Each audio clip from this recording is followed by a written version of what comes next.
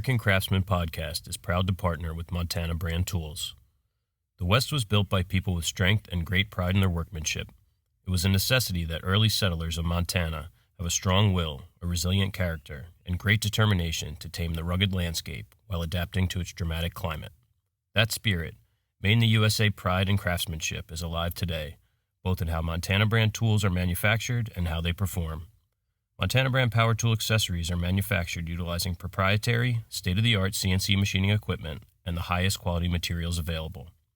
Montana Brand tools are guaranteed for life to be free of defects in material and workmanship because we build these tools with pride and determination. Montana Brand tools are manufactured by Rocky Mountain Twist, located in Ronan, Montana.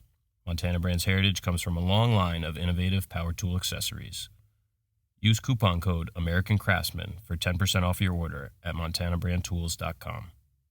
Well, welcome. Episode 51. Yeah. The American Craftsman Podcast.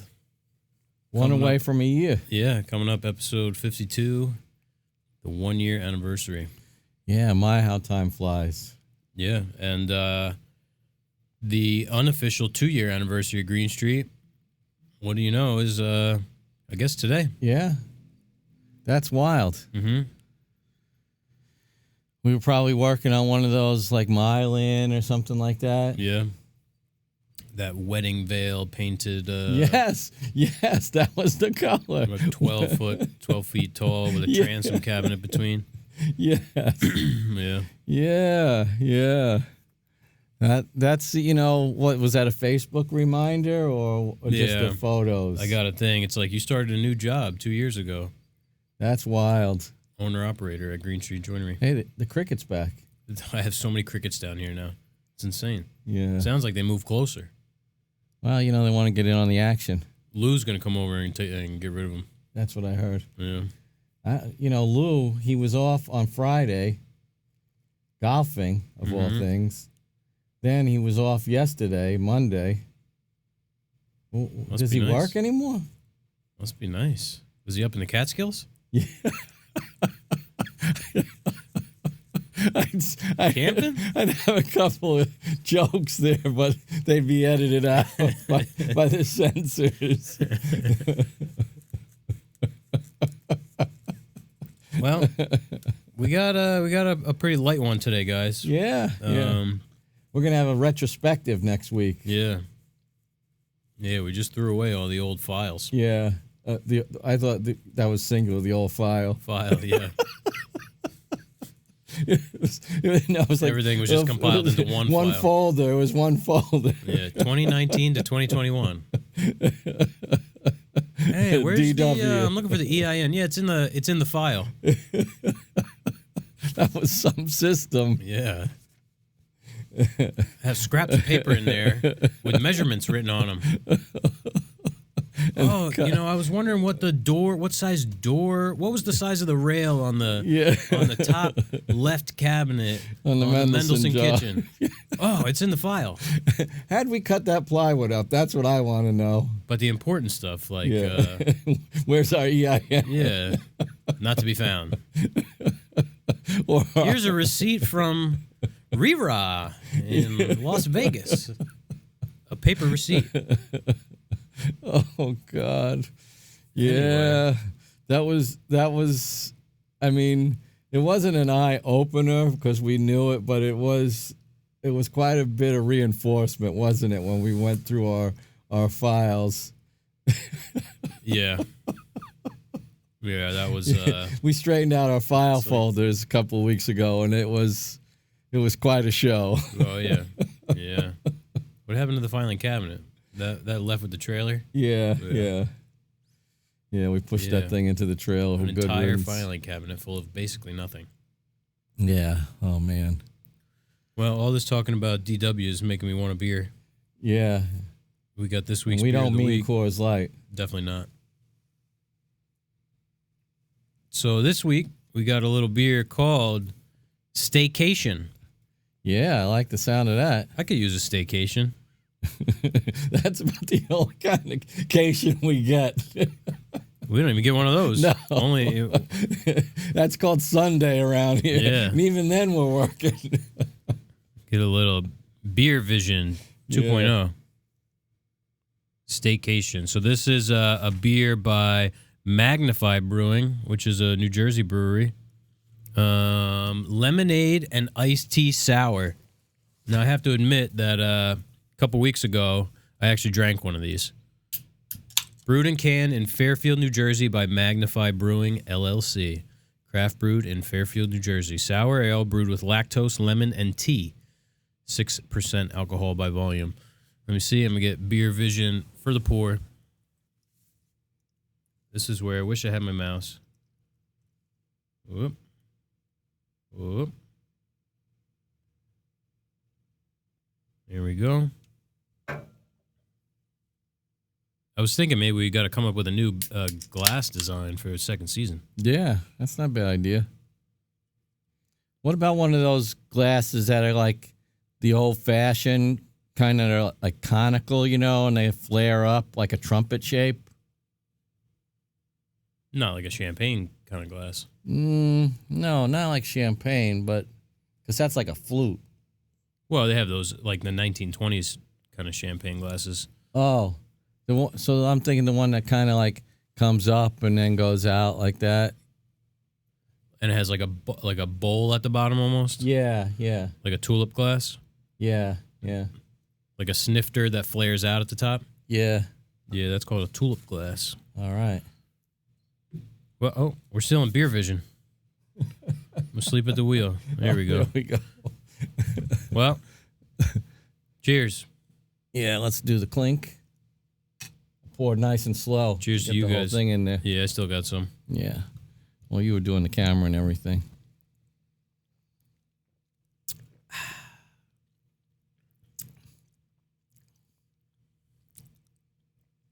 Oh, that's interesting. Yeah. No slush punch. That's gonna be hard to top. Yeah. It is good though. So maybe for our retrospective episode, we bring back our favorite beer, which is probably, because we have short memories too, is a slush punch. Yeah. I think there's one slush punch in there. Because I did drink one. Mm-hmm. Did it come as 6 or no? It came as 4. Yeah. For the retrospective, we're going to have to drink all the beer that's in the fridge right now. I hope not. That's going to be a good show. There's probably about 35 beers in there. Of all varying... quality and... Well, no, they're all good good. quality, yeah. I still have Yingling in there from Hunter's birthday party. Oh, wow, yeah. But aside from that, yeah, there's a lot of beer. It's getting to the point where I can't fit much more. I have to have some kind of party. Yeah. I'm going to have to go somewhere and have a party here that I don't have to attend. Yeah, that you don't have to, yeah. Or maybe like you agree to go somewhere over one of these weekends and just show up with about, a mixed case of beer. Yeah, but I'm not going to be going to any events where it's going to be more than like 4 people. That's okay. You show up with 24 mixed beers. Here you go. Hope you got room for these. This is your problem now. That's right.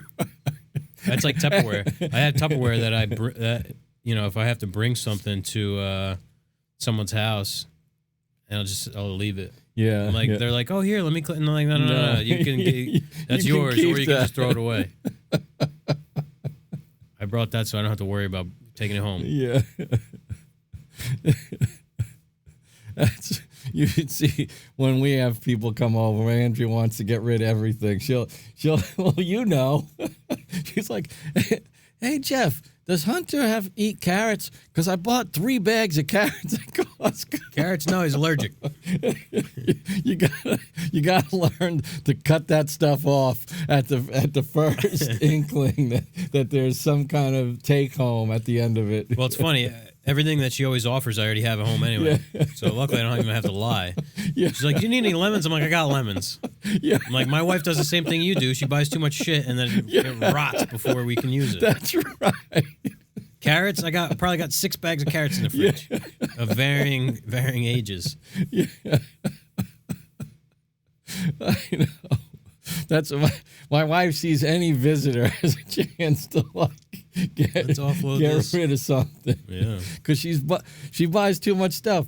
She'll go to Costco, and she'll buy like the guacamole, But those big things of guacamole, they go brown. yeah, like, and it comes in a 3-pack. yeah.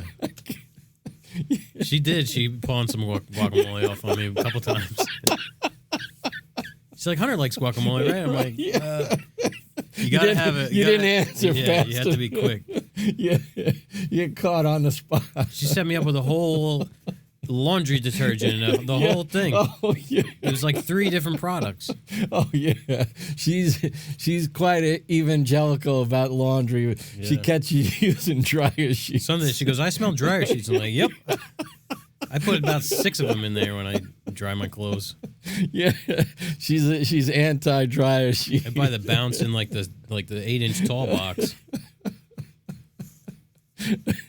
Means I don't have to fold my clothes so quick. Oh man, that's some funny stuff. Anyway, we got tool of the week. All right, now do a little bit of shameless plugging this week. Good. My tool of the week this week is this, I don't know, unnamed product here. We never named it. Yeah. But this is a Greene Street invention. Let me, you can't even see it. Let me, I'll switch over to Tool Cam. That's what we need. We need another camera, and that'll be Tool Cam. Now, you imagined and designed that. I mean, you brought that up out of thin air. Yeah, so, if you're not watching, I better say what it is. This is a 8-ounce bottle of Type Bond, and this is a 3D printed belt clip. So you can put this on your pants pocket, on your belt, on your tool belt, on your apron, whatever. You could hook it. I've hooked it to like the skinny aluminum rung on the ladder, like on the backside of a step ladder. So you want to take a look at it. You see it on the YouTube video. But this is 3D printed. I have the printer running, right next door on the other side of the basement. So, you take off the top, it goes over the collar, you tighten it back down. It's purposely, low profile, so it doesn't become an encumbrance, because you want to try and keep this slim form factor. That's why you use this small bottle. Now, we also have them for the 16-ounce bottles, which is a different design altogether, but same sort of idea. That one's a little bit bigger because, the bottle's just bigger anyway. Yeah. So the nice thing about this is, you're up on a ladder or you're working, doing a lot of small repetitive glue-ups. You just hook this thing onto whatever you got. Yeah. I hook this to the front of my apron or my back pocket, or if I'm wearing tool bags or tool belt, I'll hook it on that. And it keeps it off of your work surface where A, it's going to be in the way. Yeah. And B, you lose track of, as stupid as it sounds, you lose track of this thing. That's what I was going to say. When you're doing even like something like dominoes where, you're putting it down, picking it up, putting it down, picking it up. How many times do you knock over the stupid bottle when you put it on your work surface or forget if you put it on the left, on the right? I like having that muscle memory. That's what I was about to say. Yeah, you're doing a glue up and you're gluing up something over here, and this time you put your glue on, then you put it down here, and you're doing this, and then the next time you put it over here, and if it's here, it's just glue back here, glue back right to the same spot. So, do you keep your pencil in the same spot? Do you keep your tape measure in the same spot? We do. It's the same. Yeah, I think most people do, especially people who wear tool belts. I mean, all that stuff. If you're doing production trim, this is this is great. Frank from Carpenter 13, he's a big fan of these. We've sold a lot of them, so people seem to like them. It's one of those things that you don't realize can help you until you have it and start to integrate it. Right. And man, I've been on Tool Cam the whole time. It's one of those things that I always wonder to myself, how come nobody else thought of this before we did? Because it just seems like such a natural thing. How come glue bottles don't have belt clips? Right. Tape measure's got a belt clip. Exactly. And most people don't even clip it to a belt. They're putting it into a pouch. Yeah. So, yeah, you can find this on our website, greenstreetjoinery.com. We have a bunch of other 3D printed stuff, and we're gearing up to try and get this on Amazon because we want to get it in front of a good amount of people. Yeah, as many people as possible. Yeah. So try one out and tell your friends. Yeah. And if you got a good name, let us know what it is. That's it, a naming contest. Yeah, the Greene Street glue clip. And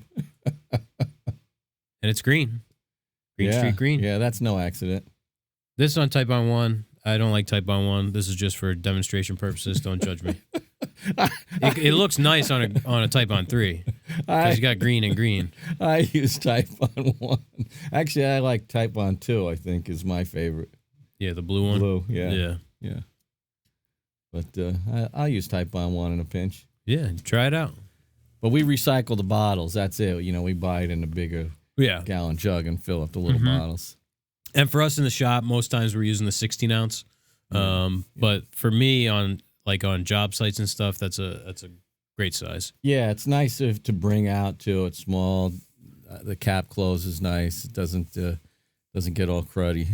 Yeah, and in the shop, I have a bunch of that size, and those I kind of keep as the nicer glue bottles. The 16-ounce ones come up doing panel glue ups and big, tables, countertops, stuff like that, because obviously you need more glue. Yeah. But these are nice because if you use them for let's say you're gluing up moldings or something, it's more delicate, less messy, and you clean the tip and they go back and they stay clean and they have a good flow. So. Yeah. I kind of remember when this whole thing was imagined and came to fruition. Yeah, first it was a Quick and Thick cap, which if you use Type on Quick and Thick, we have replacement caps for that are tethered. We have a combination that's that same clip with a tethered cap to it, so it's like a 2-in-1. And then I don't know how I thought of this, but I was just thinking of other things for glue bottles, I think. Yeah. And we have some other stuff on there too. Little brush holder, stuff like that. That's right. But that's the big boy. Yeah. That's the one that had the most traction, and we can see why. Yeah, that and use it the most. The Quick and Thick. Yeah. The Quick and Thick it's good, but I've only heard of a handful of them breaking, but 3D printing isn't really the best manufacturing process for something that goes having a thin plunger that goes inside the bottle. So it's not something that we're still selling them, but I don't want to push it because it's kind of like a beta. It's still like a beta test kind of product. Yeah, because even their caps, which are probably injection molded, or those tips, will even break off in there when they get stuck with glue. This is sour. It is, isn't it? It's like lemon juice sour. Yeah. I can taste the tea. Yeah. Like an Arnold Palmer. I love an Arnold Palmer. Yeah. Let's see. What's this eBay guy got to say? $30 per set. We bought new Makita, labeled as new Makita batteries. But they came a little bit dinged up. Yeah, they looked like they were not new.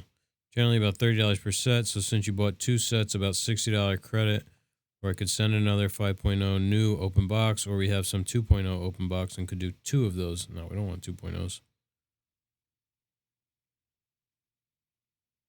They sell for $30 per set. But we paid $100 per set. I don't think I like that math. Maybe he's talking about that's what he would give us as a discount, as a rebate, refund? No, he said. Sorry to, I guess this isn't boring. We bought Makita batteries off of eBay, labeled as new, 2-pack of 5.0s for $110 or whatever it was, or $105 I think we paid. They came, and they definitely looked like they weren't new. So this guy is saying,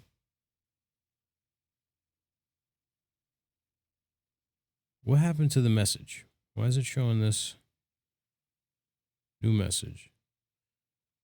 I said, how much are the batteries we received going for?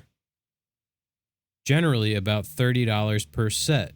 So since you bought 2 sets, about $60 credit, or I could send another 5.0 new open box, or we have some 2.0 open box and could do 2 of those.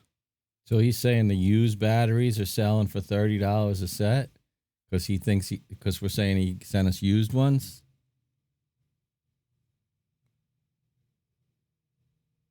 Unless he means that they sell for $75 a set. We'll find out. Send him a question. It only took this long to hear from him again. A week? Our William and Hussey rollers are out for delivery, by the way. Oh, cool. Yeah. Yeah. I would love to strip that thing down and get it all powder coated. Yeah.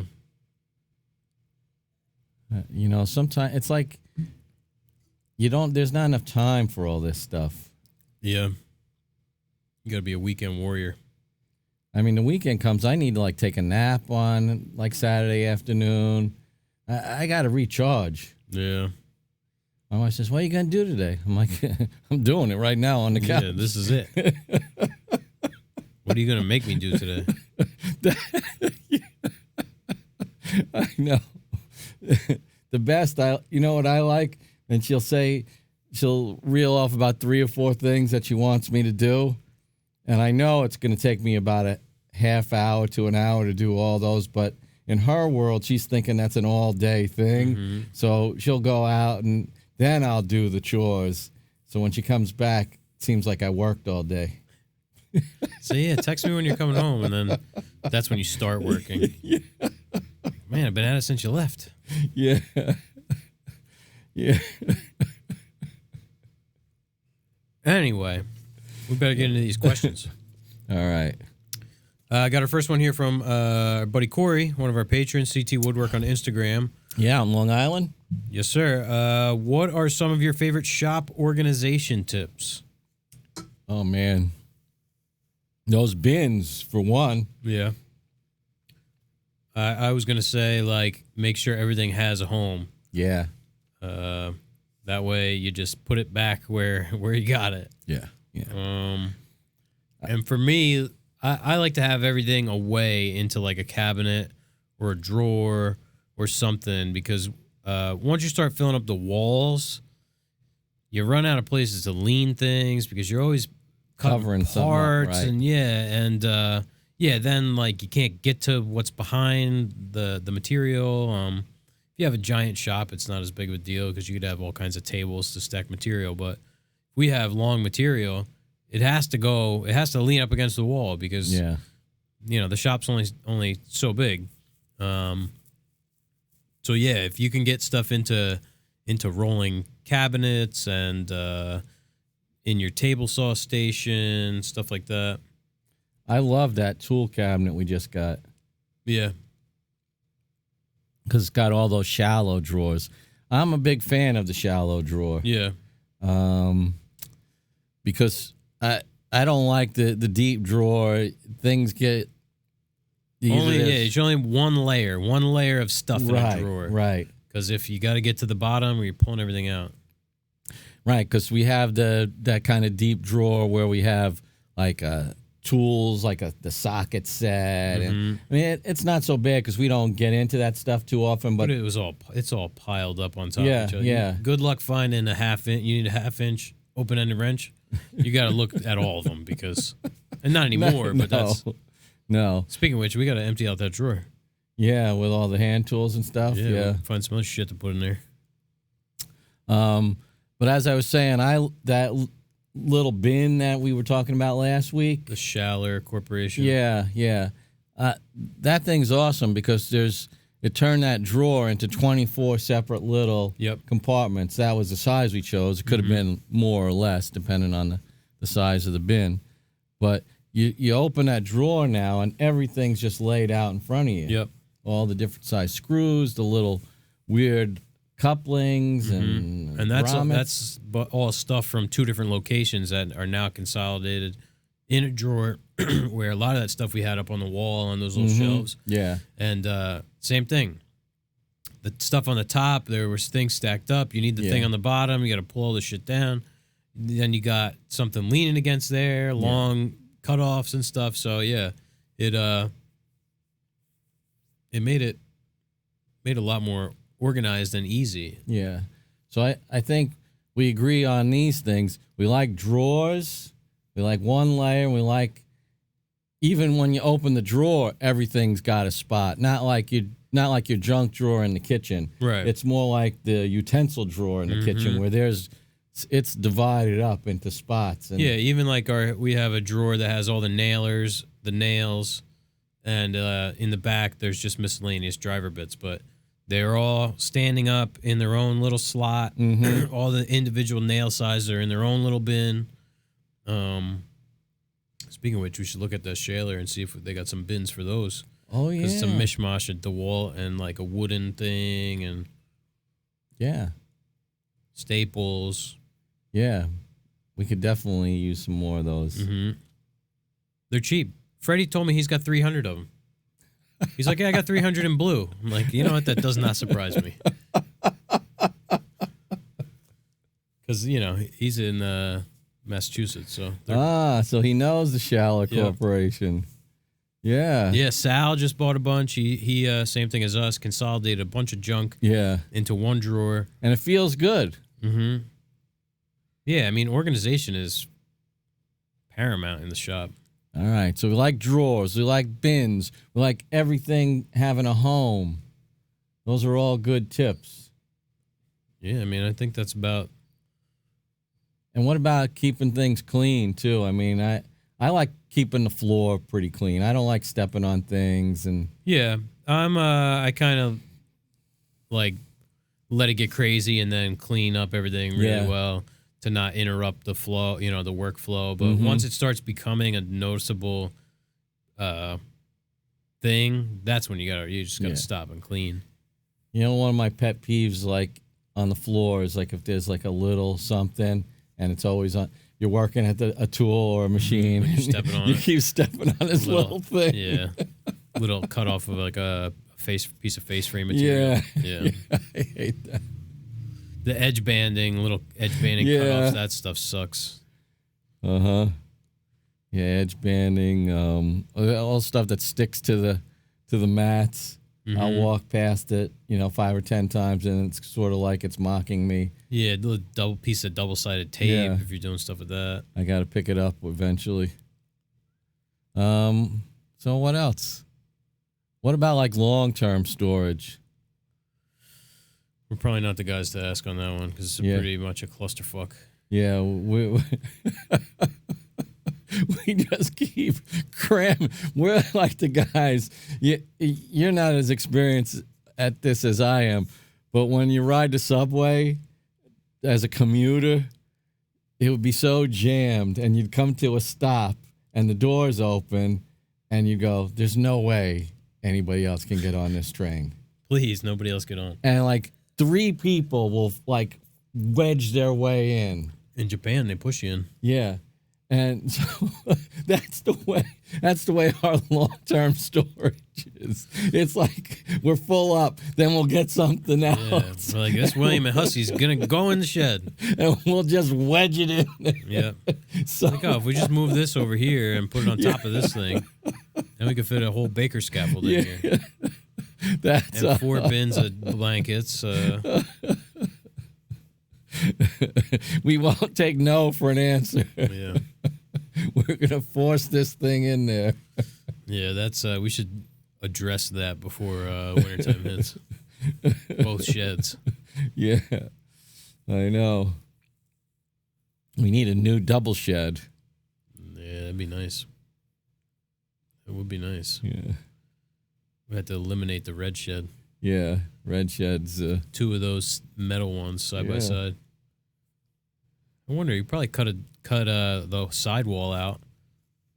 Oh, yeah, and have a double. Double wide. Yeah. That's a thought. But to dream. Yeah.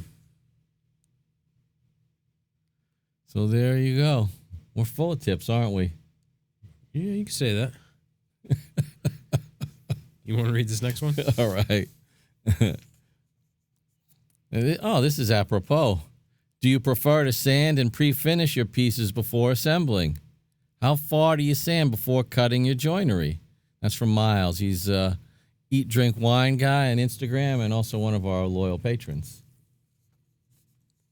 Well, we're going through this right now. So we're building this wall unit, and it's all white oak and rift sawn white oak plywood. The doors are Baltic birch with rift sawn white oak veneer that we glued on, and the backs of the cabinet are like it's called Mist by Rubio Monaco. It's like, for all intents and purposes, let's just call it clear. It's a clear finish, and everything else is black. Yeah, black. Yeah, intense black pre-color by Rubio Monaco. So there's no finishing that when it's assembled because, I mean, we're going to tape it off. It's a rub-on finish. It's just impossible. We did that Anand's job, which was the what was it, charcoal Rubio? Yeah, charcoal. Yeah, charcoal Rubio. And it had clear finished backs in maple. And we finished those prior to putting them in, and we still had issues with because you really have to rub the Rubio completely off, otherwise, especially with black. With this pre-color, it's not so much a problem because that stuff dries, unlike the oil. So yeah, what we did on this one is we finished all the insides, we finished the backs. We still have to top coat the insides with the oil plus 2C, but we're pre-finishing the insides of everything on this job. Yeah. It's nice too because you get the flat finish. I guess that's the term. Yeah, like trying to rub finish into the corners and stuff on the inside of a cabinet sucks. Yeah, like that cherry coffee armoire. That was difficult. Yeah, because you got to move. Once you get down in the corner, you got to keep that moving. Otherwise, you get that kind of like built up dark edge there. And you don't want to flood the joint too much because then it might leak out, or it's just you want to have a nice even layer of finish with a rubbed on kind of thing like that. Yeah. So, typically, what do we do though? We if we're doing something, I guess we're transitioning to where we're learning to pre-finish before assembly. Yeah, I mean it kind of depends on the job. Like I like to try and pre-finish before assembly on everything if I can. Sometimes the workflow dictates. I mean, sometimes you just can't because you're gonna hold. Maybe I'm gonna hold you up by doing it that way, or vice versa. Or so sometimes the work doesn't allow it, and you have to make that sacrifice of, well, we're going to have to eat shit on the finishing because we just got to keep the job moving, or, get this done so that we can do this. When I first started, I didn't even understand the concept of pre-finishing before assembly. I would just build it and then look at it and go, oh, I got to finish it now, kind of thing. But it's got a lot of merits. So, especially for interiors. Oh yeah. I mean, that's why people use pre-finished plywood. Yeah, and physically, there's a lot of benefits to it. It just looks better. Yes. There's no sanding the inside. I'm sorry. There's no sanding the inside of a cabinet once it's put together, unless you want to be in there with hand sandpaper. And who's getting paid to do that? Yeah. So how far do we sand before joinery? That's another one of those things where it depends. Some joints want to be sanded after. Some joints want to be sanded before. Yeah. And it's different, one joint you might want to sand the face before and the edge, it all depends. The other thing is everything's coming out of our milling stuff pretty clean. I mean, it's definitely got to be sanded, but it comes off the planer. It's clean. Yeah.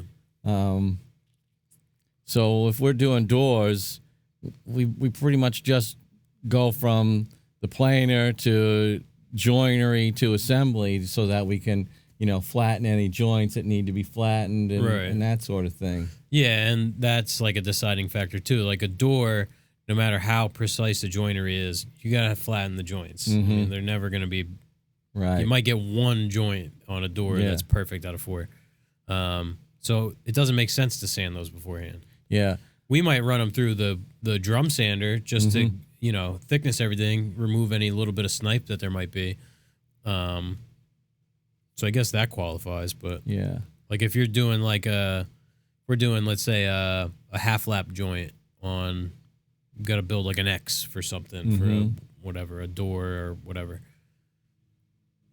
The stuff is coming so clean out of the planer that even if we sanded that, like cut the joinery, fit it, then sanded it, and then put it together, it really shouldn't make that much of a difference in the fitment because we're only taking off, thousandths of an inch in sanding. Yeah. On a door, like a typical door we do has a loose panel and a floating panel.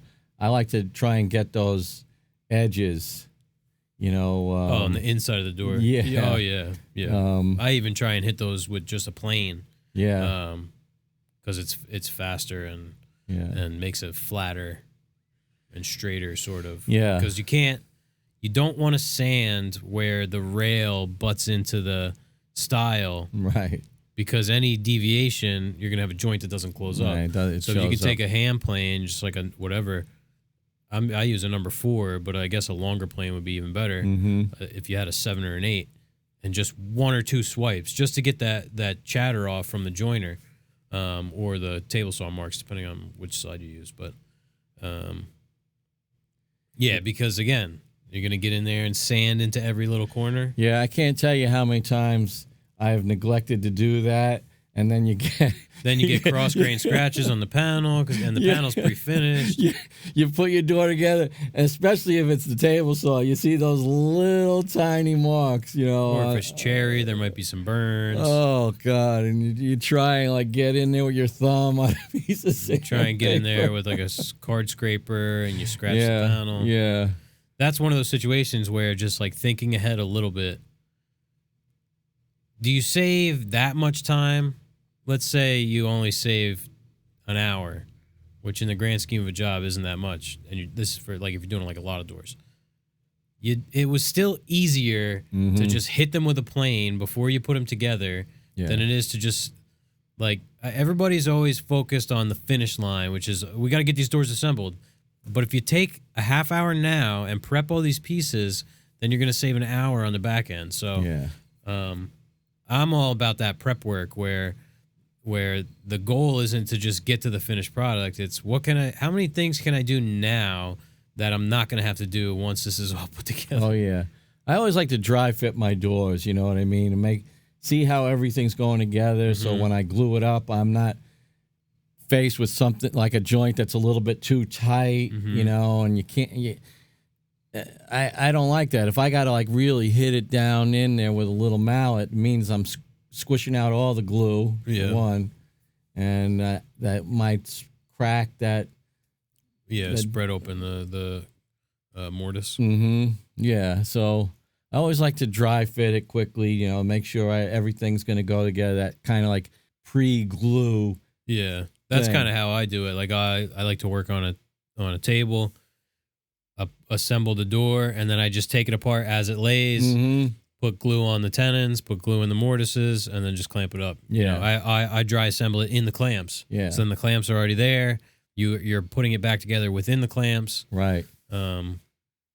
Yeah. Sometimes there's a little irregularity where it passed through the dado or something like that, and the panel's like too snug in that one spot. Or yeah. If you got a piece that's bowed. Yeah. So that's it. And of course, the panel's got to be finished. At least the edges. But you got to go through the whole damn thing. If you're doing panels, those have to be sanded as much as they're going to get sanded, and we like to finish them first so that there's no little dry marks. If there's, as Seinfeld said, shrinkage. Yeah, that, and you really Really, we should be finishing the inside of the. Yeah, I mean, in a perfect world, because you want all the wood to be sealed. But I don't know if I know anybody who does that. No, but we definitely do the panels, and well, I guess I do that. Yeah. Not on like if we're building a kitchen, I don't do it. But like if like on the Dutch door, all of those mortises, the grooves for the panels, those are all finished. Well, that was a special. I mean, that's an exterior door. And everything. But even on like I would say we built an interior door or something, I would do it because it's just for longevity. It's just a better. You can't do it on 75 doors, but on a kitchen, there's just not that much money or time in it. And it's a smaller joint too, those bigger joints, the bigger pieces of wood. You might have a panel that's 3/4 of an inch thick. Yeah. All right. Well, what we got next? Got one here from Vince, one of our patrons, Rob Vince P on Instagram. Any recommendations on benchtop mortisers? Back in the olden days when I was working in the basement, I had a jet benchtop mortiser. Mm-hmm. And I could not recommend it. And in general, those are all kind of like the same. Sour. Man. Those are all kind of like the same machines, the Jet and the Delta and the Power Tech. They're all those same Taiwanese machines. Now, I was just learning, what tools were going to be in my repertoire, my quiver, so to speak. And I found there was too much deflection for my liking in that type of machine. And I didn't like the way the hold down was, where you had to move it along to keep, traveling to get the length of the mortise done. You had to manually move it? Yeah. Or it had a knob where it moved the... No, you had to manually move it. That's the way all those things were really set up. Yeah. I even bought one of those milling vices. Yeah. And tried to marry it into my benchtop. I still have the milling vise, which was fine. Excuse me. But the weakness was still in the benchtop mortiser, It was just, as I felt like as I brought it down, it wasn't accurate enough for me. Mm-hmm. Not repeatable? No, I didn't think it was. I didn't think it was that's when I bought the Domino. Mm-hmm. Yeah, now I have zero experience with mortising machines, so I don't really have much to offer. But I'd say that you're probably going to get what you pay for. So if you're going to buy one, make sure it's a good one. That's what it was. Especially for you want to do mortise and tenons, right? So it's got to be good. Otherwise, don't just do something else. Exactly. I said this isn't going to cut it. And I know Vince he's got a Domozilla, so all right. And I was looking at back when I bought my Domino, it was about $800 for the whole kit. Mm-hmm. They're probably quite a bit more now. I don't know. I think they might be like $1,100 now. Yeah. So I was looking at, do I invest in a real mortiser? It takes up a lot of room. Is this going to be such a dedicated operation in my little shop that I'm going to invest this table saw kind of money in space into a real mortiser? Like a freestanding, So I said, no, I'm going to look for a different avenue. And that's when I went with the Domino and, the loose mortise and tenon. You can't get the same aesthetic, unfortunately. No. But and people who do exposed dominoes, please just stop. That should be illegal. It really should. That's not right. I've seen some content creators do it on drawer boxes. Oh no, no, no! The Domino is a hidden joint. I'm gonna do the exposed biscuit. Oh man. You know what joint I really like is like the bridal joint. Yeah. Like that full on all the way through. Mm-hmm. 10 is 9. But it's not an easy joint. It's a long pull 10 off. to cut. Yeah. That's when I bought that jig, that Delta sliding jig. Yep. But you got to be really careful when you're cutting those joints so there's absolutely no deflection or angle. Otherwise, you get a sloppy looking joint, and it defeats the whole purpose. Yep. Yeah, I do like a bridal joint. Yeah. And then you pin it. Mm-hmm. Yeah, those are nice, but you got to get paid for that. You know, that's the work part. Back in the early days, I hadn't discovered that dynamic yet. Yeah. Well, we still sometimes. Right. It's like, it would look great here. There was nobody telling me, Rob, you're going to add 4 days to this job. I mean, even like the doors on this built-in, I mean, really, we could have just made them out of plywood like the rest of the thing. Right. We said, we'll spend $300 on a piece of veneer. But because it's 16-inch, it's a full 16-inch thick veneer. Yeah. Whereas veneer plywood is what, like a 64th if you're lucky? 1/28th, I think. 1/28, so half of that. Mm-hmm. So it's nicer. It's... Yeah, you bang into it, it's not going to be right. a problem. And, it was laid up by these guys in Illinois. They cut the veneers. They laid them up. Right. So, could we have done that? Yeah, but this one we decided to buy. Right. For $300, could we have done it? Probably not. No, not as well as they did it. No. I mean, that's what they do. Right. So, put it on paper backing. And UPS dropped it off on the door. Yeah, love that UPS. Yeah. I mean, FedEx, we have other... Yeah, ordered Rubio monocoat yesterday at, I don't know, maybe about this time, 2-3 o'clock in the afternoon.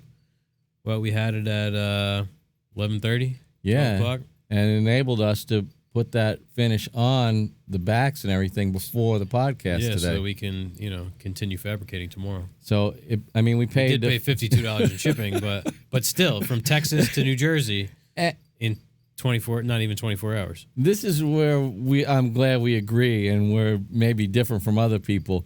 We paid the $52 in shipping because it actually earned us money by being able to do that today. Right.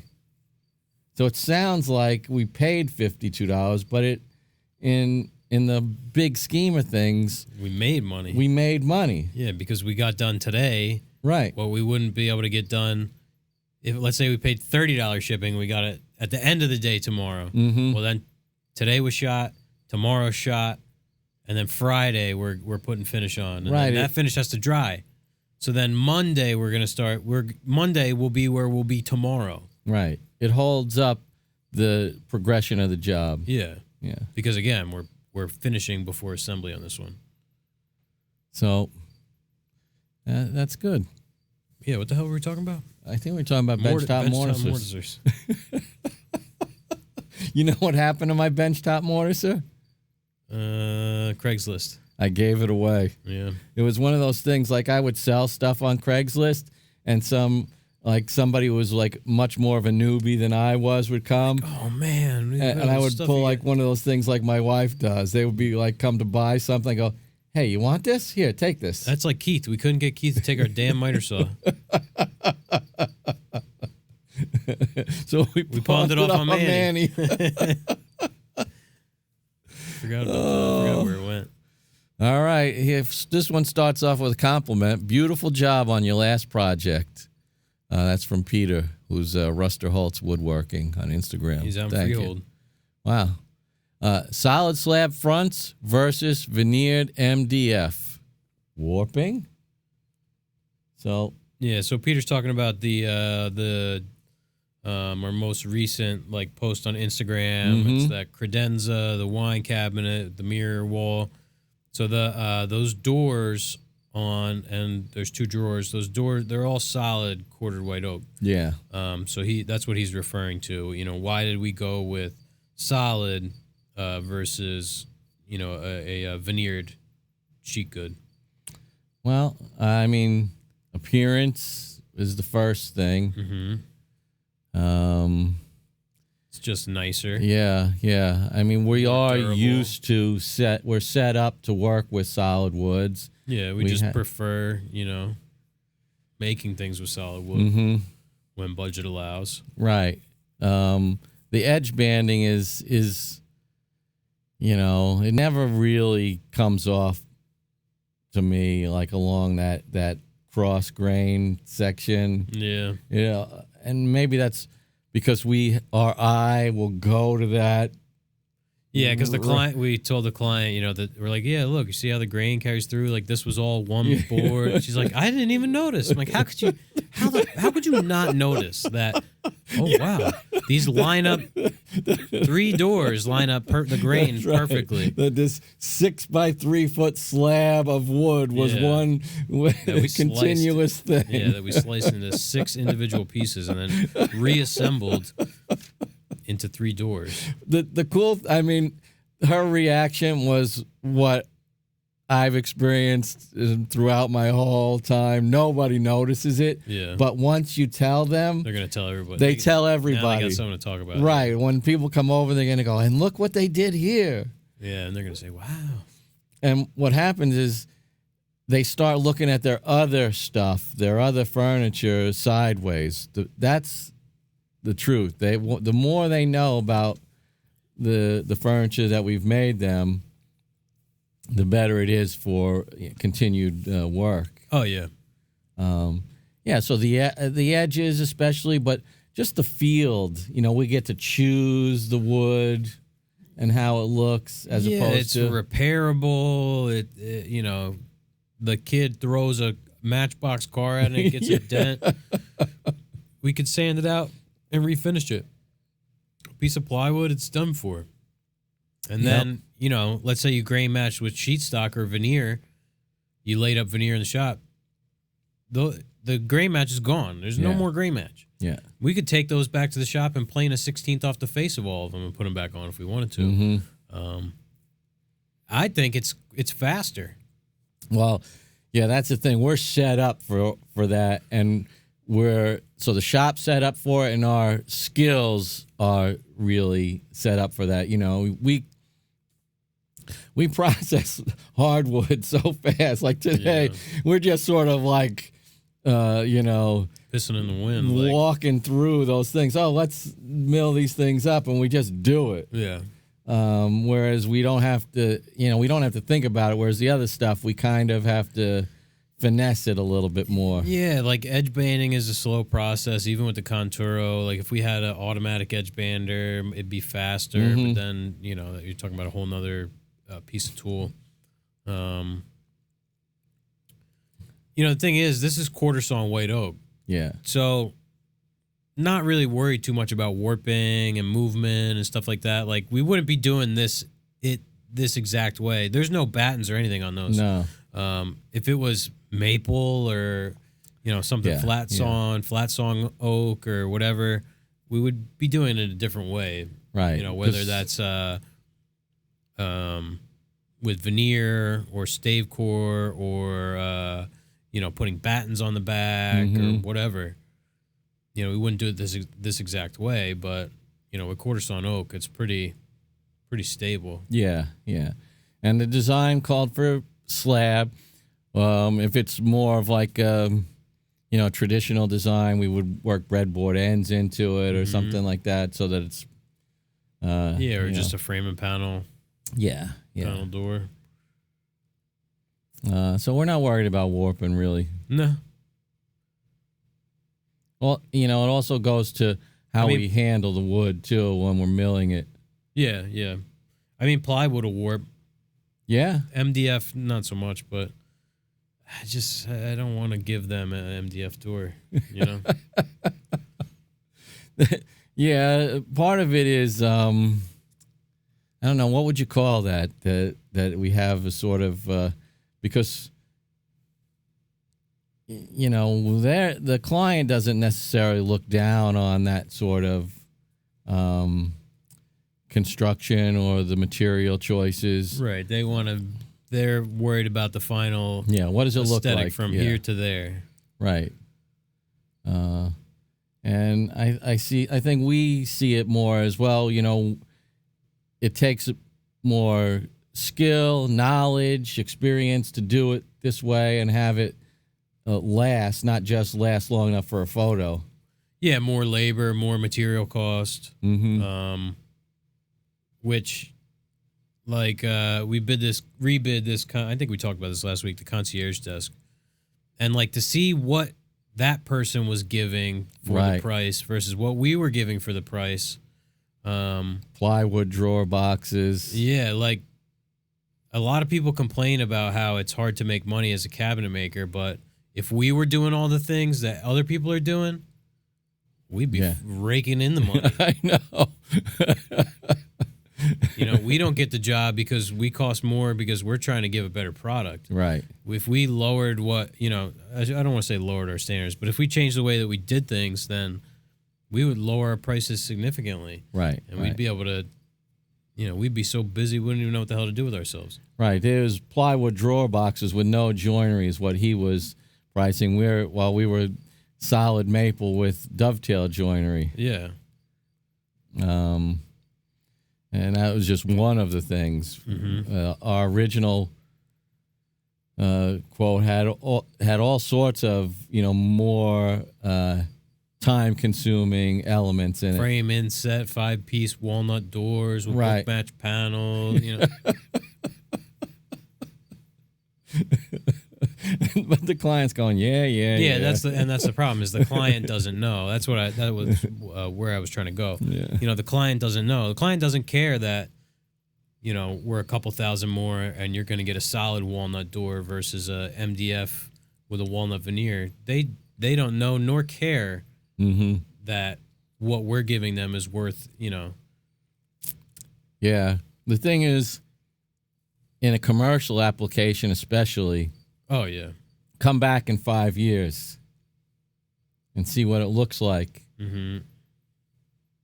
Where there'll be elements of that MDF door and plywood drawer and all that stuff. There'll be elements of that job that are just trash because it just won't withstand the daily use. Yeah.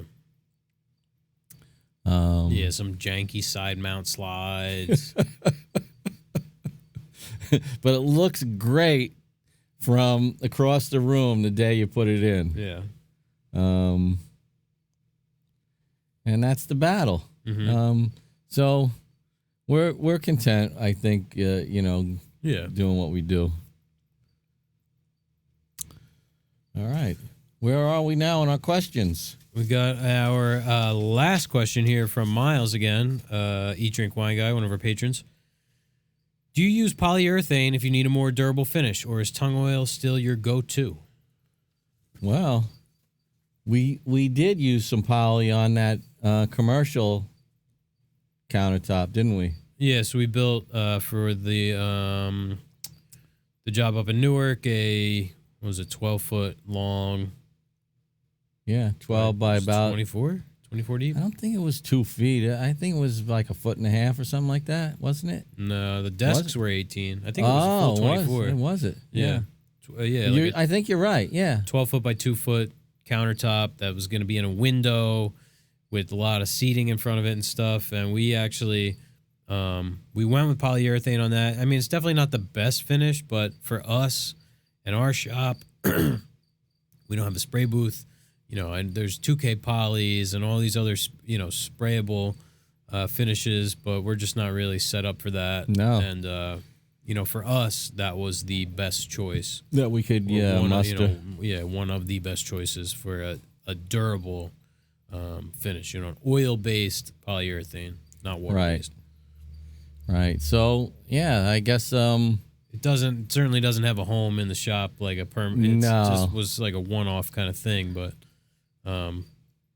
again, commercial, a lobby, so it's like a public space. Yeah, like in a home, it's less of a concern because there's a homeowner who is gonna have some upkeep. Like this, we knew you can imagine what kind of people are gonna be working in this. Harsh place. Chemicals. Yeah, like people spilling coffee on it, and not many people working to like keep an eye on, you know what I mean? Like, yeah. I could just see these things slipping through the cracks and this thing getting, totally ruined and it ultimately probably falling on our shoulders. So, and we've seen pieces after they've been abused. We've gone back and repaired them. And so, mistreated, those things can go downhill fast. Yeah. Yeah, and, you don't want to call back. So I think it was a good choice. We did like 4 coats of oil-based poly. Yeah. Yeah. It looks nice. Yeah. I mean, poly is it looks good on certain woods. Yeah, this was some nice dark, like black walnut, right? Yep. But in general, we're not going to go with that. No. What were some other alternative finishes we've used as far as durability? Can you remember anything else? We used the pre-catalyzed lacquer on that Manny sprayed the mirror wall with, black lacquer. Yeah, that looks nice. We really stick to like the Tung oil and the Rubio. We did the Gleam, Total Boat Gleam 2.0 on the Dutch door. What did we use on those foam booths? Was it just... that was just Rubio. Just Rubio. Yeah. Yeah, those will probably hold up better up there. And those it's not going to be in the direct sunlight like that. And, yeah, those came out pretty good. And we used that Rubio, what they call, was it exterior Rubio on the coffee thing? Call it hybrid wood protector. Yeah.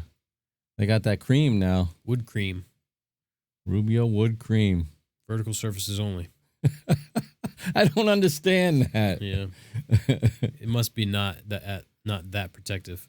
I guess. I mean, if you shed water. If you can't put like a glass down on it or something like that, because they say it's what, hydrophobic or hydroscopic? Hydrophobic. Hydrophobic. Yeah. But I guess like look at our table there. Yeah, that's from last week. I don't know if that's Tung oil or if that's. You see those rings right there? Oil. Yeah, well, that's actual beer. Yeah. Yeah, I don't come down here and clean after the podcast. So there you go. There you have it. Yeah, well, we'll rattle off the question of the week, which we'll do in the Patreon. It's from our buddy Manny. 2 Manny Mistakes on Instagram, one of our patrons. Follow your own current or ride the wave. Get him philosophical. I was going to say poetic. Yeah. Poetic in a sense. Yeah, that gives us something to ponder. That's like a Fall Out Boy lyric. That's some inside humor there. Manny's favorite band, for the record. Yeah.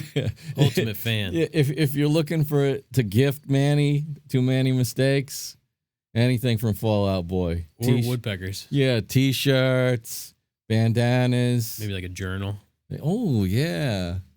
Pins. Pins, yeah. For like a denim jacket. Yeah, patches, stickers.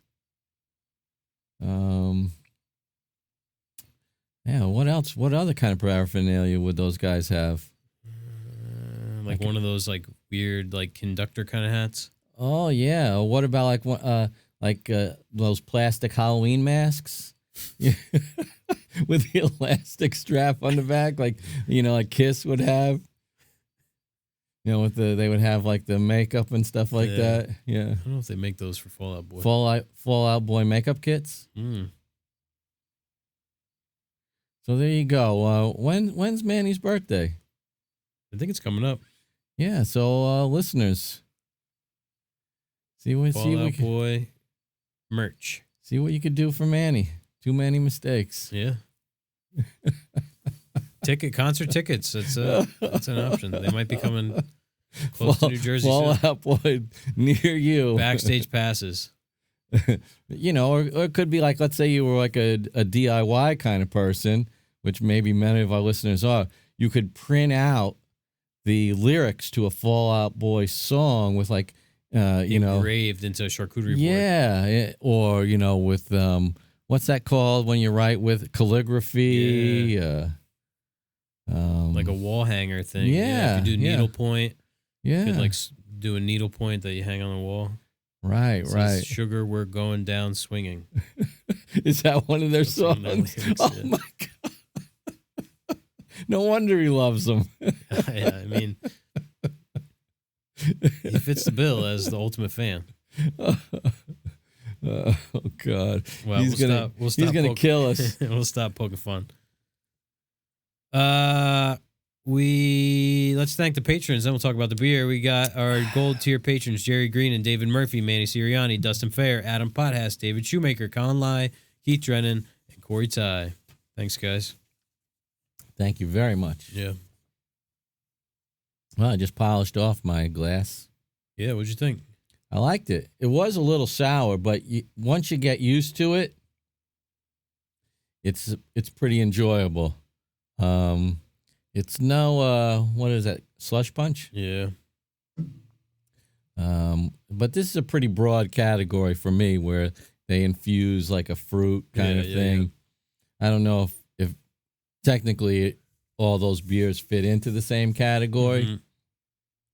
Mm-hmm. Not really, but yeah, I can kind of taste the tea as an aftertaste. Like it's definitely more lemonade than tea. Mm-hmm. And lemonade is even sort of a stretch because it's not sweet. No, it's lemon. It's sour. Sour lemon. It's like, imagine you had like iced tea that had been sitting and the ice melted, and you squeezed about like 6 lemons in there. Yeah. I mean, it does say sour ale, right? Yeah, yeah. I'm a big fan of sours. Because usually they're sort of clean and refreshing. This was good. Yeah. I would definitely like some more tea. Maybe dial back the lemon just a hair. That would be interesting, to be in on like a tasting panel like that, where you could say, give me, about 50% less lemon and 25% more tea. Problem with beer is it takes weeks to make. Yeah, yeah. And, this is probably like 3 guys. It's like us. They're like coming in. Yeah, that table looks great. You think you can lower it by about 3 inches? Change that trestle. Give us 5 minutes. Pedestal. Yeah, no problem. We'll whip that right up. So for all you, what do we call them? Gold tier patrons. Coming up, we'll have our after show with our question of the week. Yeah, from Manny. All right, so we're going to bid farewell for this next to last episode, penultimate episode of the year. Of season 1, yeah. We're going to be with season 2 in 2 weeks. Tune in for our retrospective next week. Yeah, we're going to have to think long and hard.